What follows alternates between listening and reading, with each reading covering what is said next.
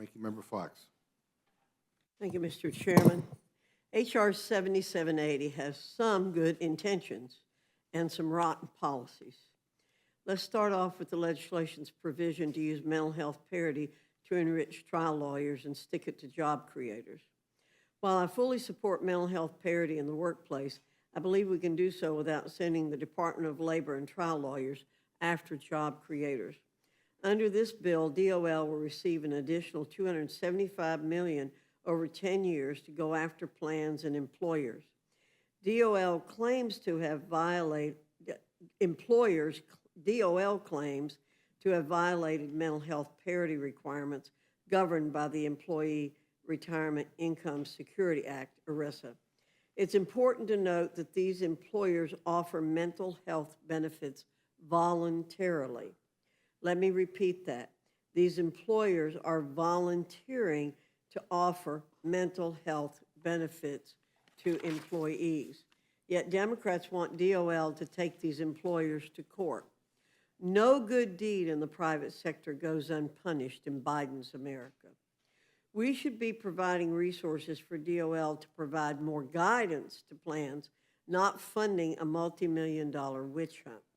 Remember, this is the same administration whose goal is to eliminate employer-sponsored insurance and move all Americans onto government-run insurance. This bill also gives DOL authority to assess civil monetary penalties against plans. If Congress allowed DOL to be the judge, jury, and executioner, what business would run the risk of offering mental health benefits? This is the definition of a perverse incentive, one that will ultimately lead to workers receiving less access to mental health benefits. This is a major mistake because, as my colleagues know, due to rampant inflation and COVID lockdowns, the mental health crisis in this country is growing. Further, this legislation serves as a full employment service for trial lawyers by prohibiting arbitration clauses, class action waivers, and discretionary clauses under ERISA. This will lead to exponentially more lawsuits against employee benefit plans, which will make plans much more costly to administer and delay worker access to benefits. Again, this will ultimately hurt the workers it is supposedly intended to help.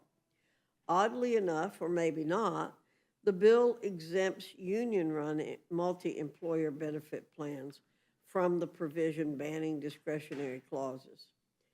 Obviously, what is sauce for the goose is not sauce for the gander here.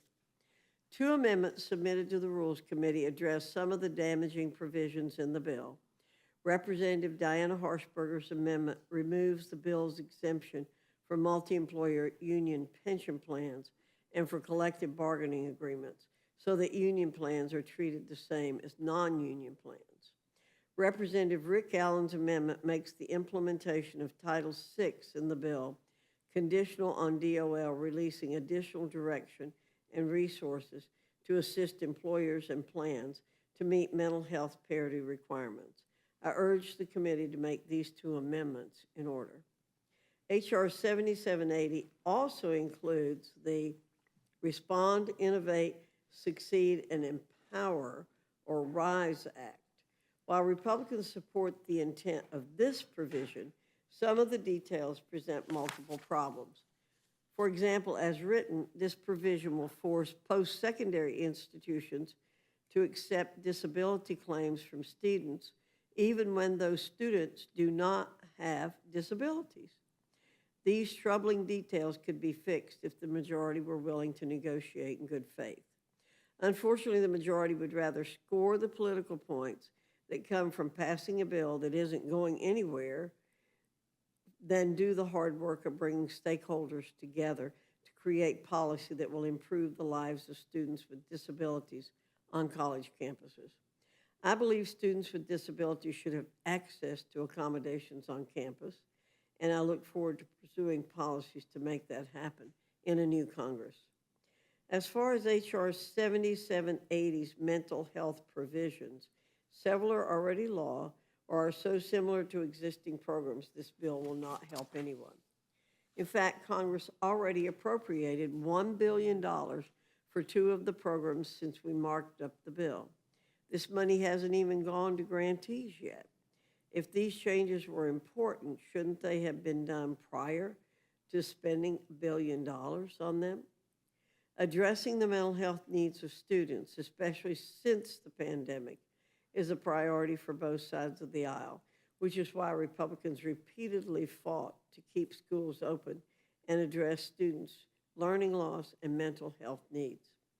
I wish we were here discussing a bill that addressed issues such as learning loss. I'll not be voting for H.R. 7780. This legislation will have more unintended consequences than results. This is not what the American people need. I urge my colleagues to go back to the drawing board and this time invite Republicans and stakeholders to join them. Let's hold a discussion about what kind of measures and legislation will actually help address the mental health crisis in this country. I yield back.